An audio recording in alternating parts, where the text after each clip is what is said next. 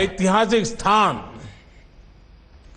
इसके पौराणिक इतिहास से मिलने वाली प्रेरणा। दूसरा, तेजपुर विश्वविद्यालय में आप जो काम कर रहे हैं वो मुझे बताया गया है कि वो बहुत ही उत्साह जगाता है। और तीसरा, पूर्वी भारत के सामर्थ्य पर, यहां के लोगों, यहां के नौजवानों की क्षमताओं पर, राष्ट्र निर्माण के उनके प्रयासों पर सिर्फ मेरा ही नहीं, देश का भी अटूट विश्वास है। साथियों, अभी अवार्ड और मेडल देने से पहले जो यूनिवर्सिटी एंथम गाया गया है, उसमें निहित भाव तेजपुर के महान इतिहास को नमन करता है। मैं इसकी कुछ पंक्तियां दोहराना चाहता हूं, और इसलिए भी दोहराना चाहता हूं क्योंकि ये असम के गौरव, भारत रत्न भूपेन हजारिका जी ने लिखी है। उन्होंने लिखा है, अग्नि गडर स्थापत्य, कलिया भौमोरार सेतु निर्माण, ज्ञान ज्योतिर्मय स्थेयी स्थानते विराज से तेजपुर विश्वविद्यालय। यानी जहां अग्निगढ़ जैसा स्थापत्य हो, जहां कलिया भौमरा सेतु हो, जहां ज्ञान की ज्योति हो, ऐसे स्थान पर विराजमान है तेजपुर विश्वविद्यालय। इन 3 पंक्तियों में भूपेन दा ने कितना कुछ वर्णित कर दिया है। अग्निगढ़ का राजकुमार अनिरुद्ध, राजकुमारी उषा, भगवान श्री कृष्ण से जुड़ा इतिहास, महान ओहोम शूरवीर, कलिया भौमारा फुकुर की दूरदृष्टि, ज्ञान का भंडार, ये तेजपुर की प्रेरणा है। भूपेंद्र के साथ ही ज्योति प्रसाद अग्रवाल, विष्णु प्रसाद राभा, ऐसे महान व्यक्तित्व तेजपुर की पहचान रहे हैं। आप इनकी कर्मभूमि में, जन्मभूमि में पड़े हैं, और इसलिए आप में गर्व का भाव होना और गौरव के कारण आत्मविश्वास से भरा हुआ आपका जीवन होना, ये बहुत स्वाभाविक है। साथियों, हमारा देश इस वर्ष अपनी आजादी के 75 वर्ष में प्रवेश कर रहा है।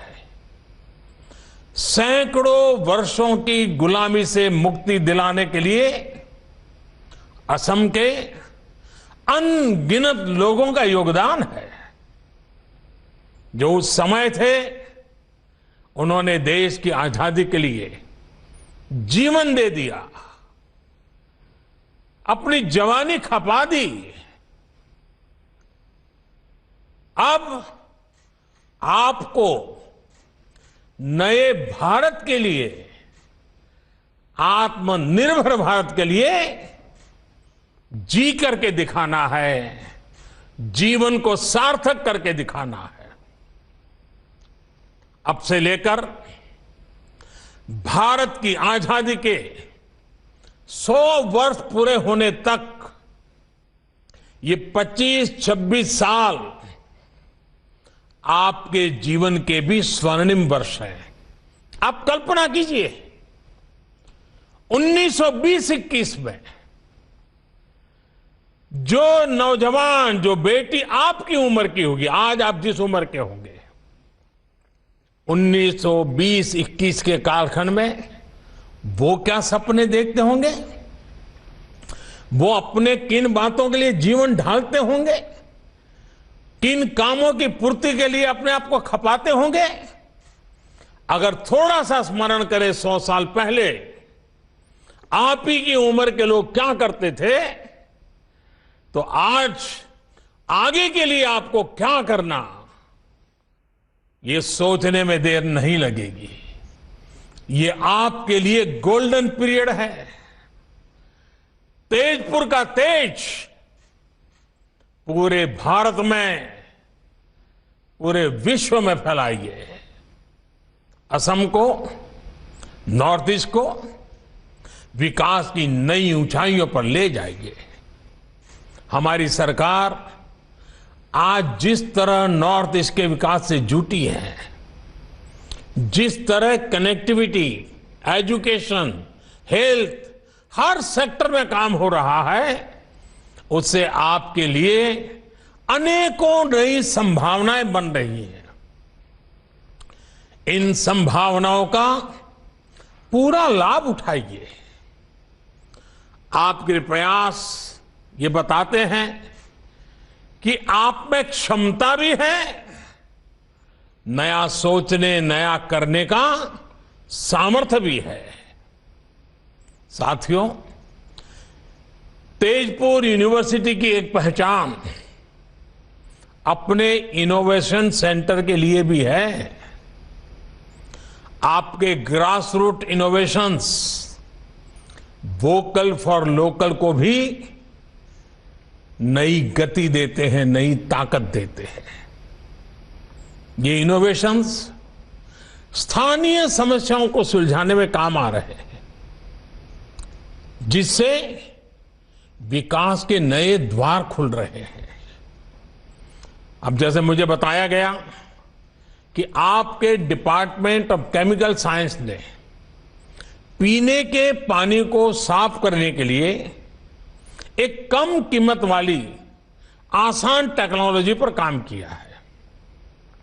इसका लाभ असम के अनेक गांवों को हो रहा है। बल्कि मुझे तो ये बताया गया कि अब ये नई टेक्नोलॉजी छत्तीसगढ़ में, उड़ीसा में, बिहार में, कर्नाटक, राजस्थान जैसे राज्यों तक भी पहुंच रही है। मतलब ये आपकी कीर्ति पताका फैल रही है। भारत में इस प्रकार की टेक्नोलॉजी के विकास से हर घर जल पहुंचाने का जल जीवन मिशन को जो सपना है, उसको एक सशक्तिकरण होगा। साथियों, पानी के अलावा गांवों में वेस्ट टू एनर्जी, कचरे से कंचन, इसमें बदलने का जो बीड़ा आपने उठाया है, उसका प्रभाव भी बहुत बड़ा है। फसलों के अवशेष हमारे किसानों और हमारे पर्यावरण दोनों के लिए बड़ी चुनौती है। बायोगैस और ऑर्गेनिक फर्टिलाइजर से जुड़ी एक सस्ती और प्रभावी टेक्नोलॉजी को, उसको लेकर जो काम आप अपनी यूनिवर्सिटी में कर रहे हैं, उससे देश की एक बहुत बड़ी समस्या हल हो सकती है। साथियों, मुझे ये भी जानकारी दी गई है कि तेजपुर यूनिवर्सिटी नॉर्थ ईस्ट की बायोडायवर्सिटी और रिच हेरिटेज को संरक्षित करने का भी अभियान चला रही है। नॉर्थ ईस्ट के आदिवासी समाज की वो भाषाएं जिन पर विलुप्त होने का खतरा है, उनको डॉक्यूमेंट करना बहुत सराहनीय काम है। इसी तरह संत श्रीमंत शंकरदेव जी की जन्मभूमि नौगांव के बाताद्रव स्थान में सदियों पुरानी लकड़ी पर उकेरी गई कला का, उसका प्रिजर्वेशन हो, या फिर गुलामी के कालखंड में लिखी गई असम की किताबों और पेपर्स का डिजिटीकरण हो, आप वाकई इतने विविध कामों पर लगे हुए हैं कोई भी इसको सुनेगा उसको गर्व होगा कि इतना दूर हिंदुस्तान के पूर्वी छोर पर तेजपुर में ये तपस्या हो रही है, साधना हो रही है। आप वाकई कमाल कर रहे हैं। साथियों, मैंने जब इतना कुछ जाना तो मन में ये सवाल भी आया कि स्थानीय विषयों पर, स्थानीय आवश्यकताओं पर इतना काम, इतनी रिसर्च करने की प्रेरणा आपको कहां से मिलती है? इसका जवाब भी तेजपुर यूनिवर्सिटी कैंपस में ही है। अब जैसे आपके हॉस्टल्स चराईदेव, नीलांचल, कंचनजंगा, पटकाई, धानसिरी, सुबनसिरी, कोपिली, ये सभी पर्वतों, चोटियों और नदियों के नाम पर है। और ये सिर्फ नाम नहीं है, ये जीवन की जीती जागती प्रेरणा भी है। जीवन यात्रा में हमें अनेक मुश्किलों, अनेक पर्वतों का सामना करना पड़ता है, कई नदियों को पार करना पड़ता है। एक बार का काम नहीं होता। आप एक पर्वत चढ़ते हैं तो फिर दूसरे की तरफ बढ़ते हैं। हर पर्वतारोहण के साथ आपकी जानकारी भी बढ़ती है, आपका एक्सपर्टाइज भी बढ़ती है और नई चुनौतियों को लेकर आपका पर्सपेक्टिव तैयार हो जाता है। इसी तरह नदियां भी हमें बहुत कुछ सिखाती है। नदियां कई सहायक धाराओं से मिलकर बनती हैं और फिर समंदर में मिल जाती है। हमें भी जीवन में अलग अलग लोगों से ज्ञान लेना चाहिए, सीखना चाहिए और उस सीख के साथ आगे बढ़ते हुए अपने लक्ष्य को प्राप्त करना चाहिए। साथियों, जब आप इसी अप्रोच के साथ आगे बढ़ेंगे तो असम, नॉर्थ ईस्ट देश के विकास में अपना योगदान दे पाएगा। आपने देखा होगा, कोरोना के इस काल में आत्मनिर्भर भारत अभियान हमारी वोकैबुलरी का अहम हिस्सा हो चुका है। हमारे सपनों के अंदर वो घुल मिल गया है। हमारा पुरुषार्थ, हमारे संकल्प, हमारी सिद्धि, हमारे प्रयास, सब कुछ उसके इर्द गिर्द हम अनुभव कर रहे हैं। लेकिन आखिर ये अभियान है क्या? आखिर बदलाव क्या हुआ रहा है?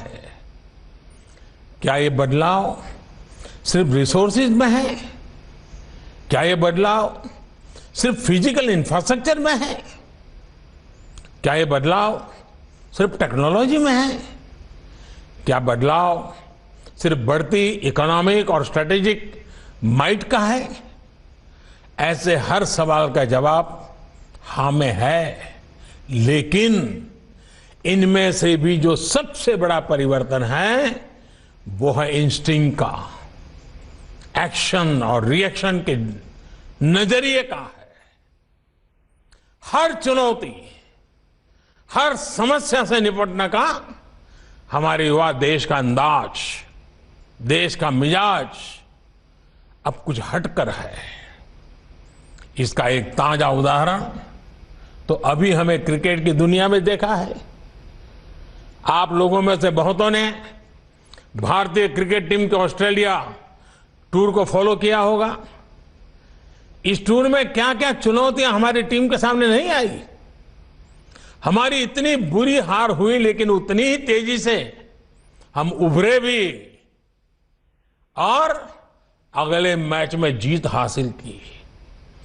चोट लगने के बावजूद हमारे खिलाड़ी मैच बचाने के लिए मैदान पर डटे रहे। चैलेंजिंग कंडीशंस, इसमें निराश होने के बजाय हमारे युवा खिलाड़ियों ने चैलेंज का सामना किया, नए समाधान तलाशे। कुछ खिलाड़ियों में अनुभव जरूर कम था, लेकिन हौसला उतना ही बुलंद दिखा। उनको जैसे ही मौका मिला, उन्होंने इतिहास बना दिया। एक बेहतर टीम को अपने टैलेंट और अपने टेम्परामेंट में वो ताकत थी जिससे उन्होंने इतने अनुभवी टीम को, इतने पुराने खिलाड़ियों की टीम को पराजित कर दिया। युवा साथियों, क्रिकेट के मैदान पर हमारे खिलाड़ियों की ये परफॉर्मेंस सिर्फ स्पोर्ट्स के लिहाज से इंपॉर्टेंट नहीं है, एक बहुत बड़ा लाइफ लेसन भी है। पहला लेसन ये कि हमने अपनी एबिलिटी पर विश्वास होना चाहिए, कॉन्फिडेंस होना चाहिए। दूसरा लेसन हमारे माइंडसेट को लेकर है। हम अगर पॉजिटिव माइंडसेट से लेकर आगे बढ़ते हैं तो रिजल्ट भी पॉजिटिव ही आएगी। तीसरा और सबसे अहम लेसन, अगर आपके पास एक तरफ सेफ निकल जाने का ऑप्शन हो और दूसरी तरफ मुश्किल जीत का विकल्प हो, तो आपको विजय का ऑप्शन जरूर एक्सप्लोर करना चाहिए। अगर जीतने की कोशिश में कभी कभार असफलता भी हाथ लगे तो इसमें कोई नुकसान नहीं है। रिस्क लेने से, प्रयोग करने से डरना नहीं है। हमें प्रोएक्टिव और फियरलेस होना ही पड़ेगा। हमारे भीतर जो फेल्यूर का डर होता है, हम जो अननेसेसरी प्रेशर अपने ऊपर लेते हैं, उससे जब आप बाहर निकलेंगे तो फियरलेस बनकर उभरेंगे भी। साथियों, हौसले से भरा हुआ अपने लक्ष्यों के प्रति समर्पित भारत सिर्फ क्रिकेट की फील्ड पर दिखता है ऐसा नहीं है। आप भी तो इसी ही एक तस्वीर है। आप आत्मविश्वास से, सेल्फ कॉन्फिडेंस से भरे हैं। आप लीड से हटकर सोचने और चलने में डरते नहीं हैं। आपके जैसे इसी युवा ऊर्जा ने कोरोना के खिलाफ अपनी लड़ाई में ही भारत को बहुत मजबूती दी है। आपको याद होगा, इस लड़ाई की शुरुआत में ऐसी आशंकाएं जताई गई थी कि इतनी बड़ी आबादी वाला भारत रिसोर्सेज के अभाव में कोरोना से तबाह हो जाएगा। लेकिन भारत ने दिखाया कि रिजॉल्व और रेजिलियंस अगर आपके पास है तो रिसोर्सेज तैयार होते देर नहीं लगती। भारत ने यही किया। भारत ने हालत से समझौता करने के बजाय मुसीबत बढ़े इसका इंतजार करने के बजाय तेजी से फैसले लिए, प्रोएक्टिव होकर फैसले लिए। इसी का परिणाम है कि भारत वायरस से ज्यादा प्रभावी रूप में बढ़ पाया, प्रभावी रूप से लड़ पाया। मेड इन इंडिया सॉल्यूशन से हमने वायरस के फैलाव को कम किया, अपने हेल्थ इंफ्रा को बेहतर किया। अब हमारे वैक्सीन से जुड़ी रिसर्च और प्रोडक्शन की क्षमता भारत के साथ साथ दुनिया के अनेक देशों को सुरक्षा कवच का विश्वास दे रही है। अगर हम अपने वैज्ञानिकों, अपने रिसर्चर्स, अपने स्कॉलर्स, अपने साइंटिस्ट, अपनी इंडस्ट्री की ताकत पर भरोसा ना करते तो क्या ये सफलता संभव हो पाती? और साथियों, सिर्फ हेल्थ सेक्टर ही क्यों, हमारा डिजिटल इंफ्रास्ट्रक्चर ही लीजिए। अगर हम भी ये मानकर बैठ जाते कि भारत में लिटरेसी के अभाव में डीबीटी, डायरेक्ट बेनिफिट ट्रांसफर और डिजिटल लेन देन संभव नहीं है, तो क्या कोरोना जैसे संकट में सरकार गरीब से गरीब तक इतने प्रभावी ढंग से पहुंच पाती? आज जिस फिनटेक में, डिजिटल इंक्लूजन में हम दुनिया के अग्रणी देशों में शामिल हैं, वो क्या कभी संभव हो पाता?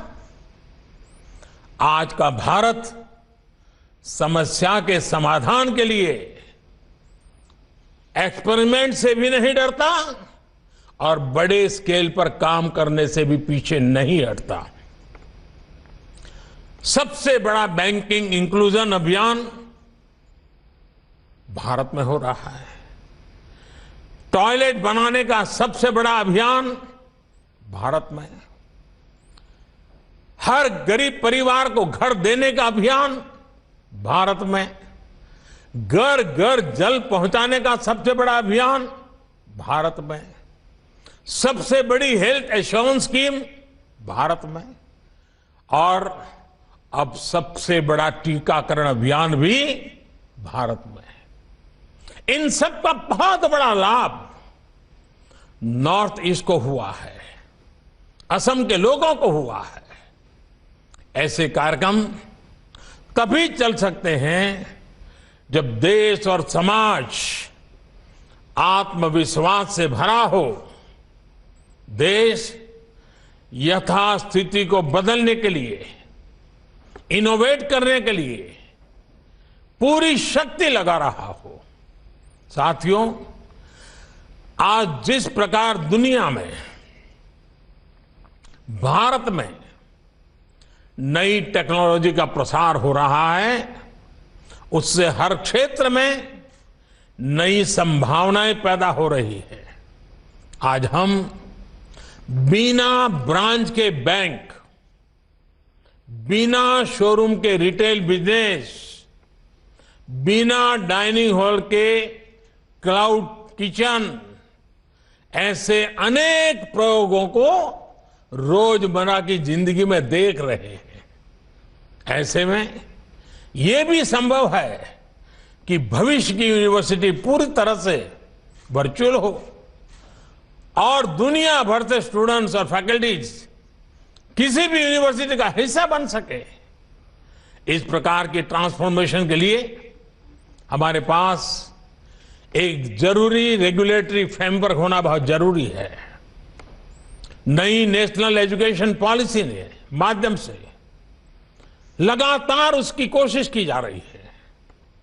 इस पॉलिसी में टेक्नोलॉजी के ज्यादा से ज्यादा उपयोग, मल्टी डिसिप्लिनरी एजुकेशन और फ्लेक्सिबिलिटी को प्रोत्साहित किया जा रहा है। नई नेशनल एजुकेशन पॉलिसी डाटा और डाटा एनालिटिक्स के लिए हमारे एजुकेशन सिस्टम को तैयार करने पर बल देती है। डाटा एनालिटिक्स की मदद से एडमिशन से लेकर टीचिंग और इवैल्यूएशन तक पूरी प्रक्रिया बहुत बेहतर हो जाएगी। मुझे विश्वास है कि Tezpur university national education policy के इन लक्ष्यों को सिद्ध करने में अहम भूमिका निभाएगी।